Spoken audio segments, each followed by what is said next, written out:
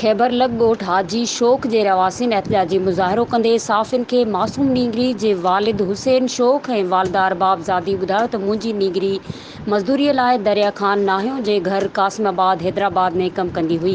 असांखे ख़बर पई त दरिया ख़ान जो न्याणो अली नवाज़ जतोई बासर माण्हू आहे, जॾहिं त संदसि सोहरे जी मार्फत असांजी नींगरीअ खे पंहिंजे घर में क़ैद ऐं बंद में रखी छॾियो आहे। असां पंहिंजी न्याणीअ सां मिलण लाइ उते वियासीं त संदसि गेट ते बीठल गार्डन असांखे धिका ॾेई ड्रोड़ाए कढियो। असांखे शक आहे त हुननि असांजी नींगरीअ खे क़तल करे छॾियो आहे या वरी पंहिंजी क़ैद में रखी छॾियो आहे। असां ग़रीब मिसकीन आहियूं।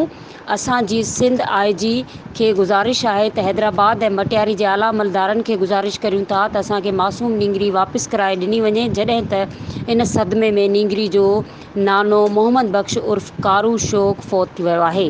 मज़ीद खबरों और तफसीलात के लिए विजिट करें हमारी वेबसाइट www.awamiNewsHD.com।